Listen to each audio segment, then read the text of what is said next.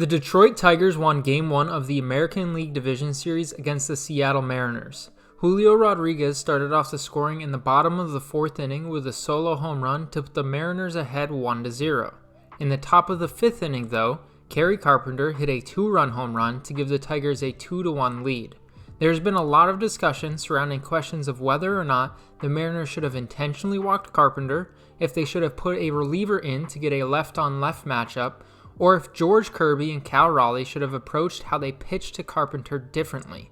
The main focus in this video will be on how Kirby and Raleigh pitched to Carpenter throughout the game and how something called pitch decay could have been a factor in Carpenter's 5th inning home run.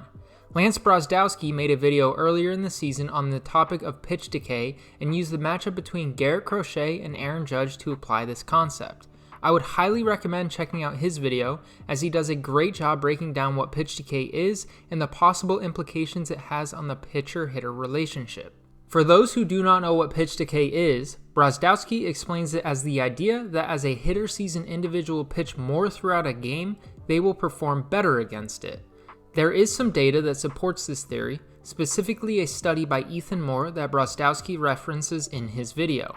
Moore summarized his findings in an article he wrote on pitch quality, and one of the conclusions he came to was that the increase in a hitter's performance as they face a pitcher more times throughout a game could be the result of increased hitter familiarity with the pitcher and his pitches. Even if you do not believe in these studies or what the data says about the third time through the order penalty, Kerry Carpenter himself talked about the impact seeing a pitcher multiple times has for him. After the game, he stated that it was great to get another opportunity off of Kirby the third time through, and he feels like the more he faces a pitcher, the more opportunities he has to have success. With all of that in mind, let's take a look at all 3 at-bats Carpenter had against Kirby in this game. Their first matchup came in the 1st inning with nobody on and 1 out. Kirby starts Carpenter off with a high sinker that misses for ball 1. On 1-0, Kirby gets Carpenter to swing and miss on a slider to even the count at 1-1. Carpenter then fouls off a 1-1 four-seam fastball, pushing the count to 1-2.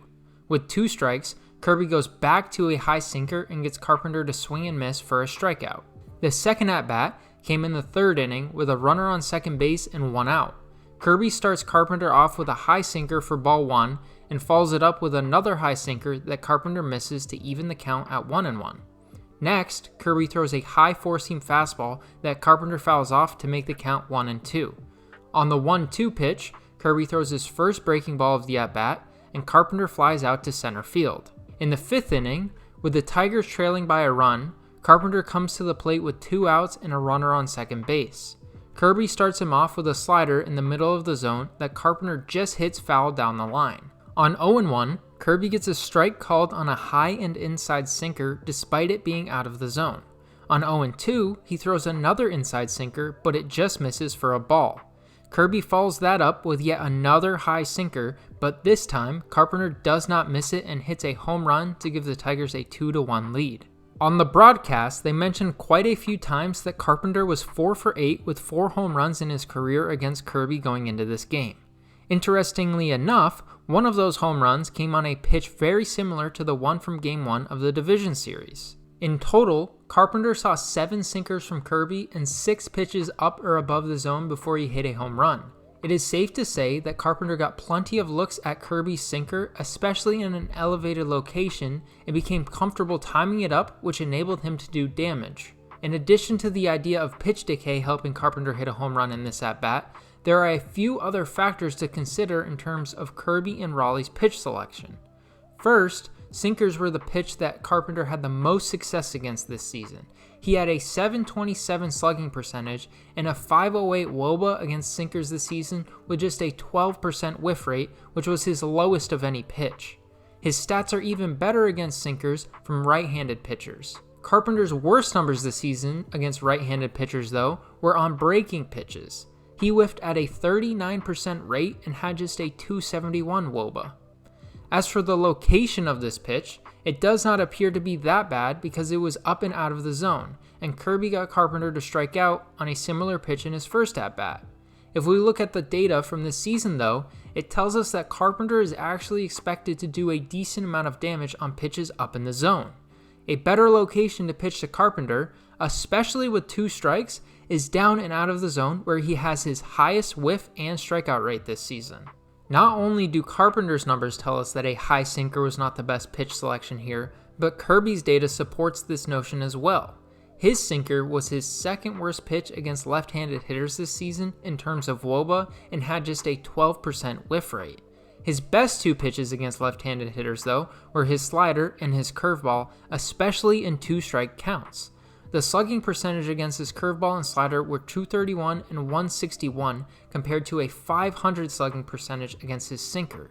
Additionally, his whiff rate on his curveball and slider in 2-strike counts were 31% and 32% compared to just 18% on his sinker. It was not just one thing that Kirby did to give Carpenter an advantage by the 3rd time he faced him. Pitch decay was certainly a factor, with Kirby throwing 8 total sinkers to Carpenter throughout the 3 at-bats. Carpenter's strong ability to hit sinkers and Kirby's lack of swing and miss on that pitch also certainly contributed to Carpenter having just about every advantage he needed to come through with a home run for the Tigers in that moment. Kirby is scheduled to be back on the mound in Game 5, so it will be interesting to see how he approaches pitching to Carpenter with the series on the line. Hopefully you enjoyed this breakdown of Kerry Carpenter and George Kirby's matchup from Game 1 of the Division Series. If you did, check out this video popping up on the screen and subscribe for more baseball breakdowns in the future.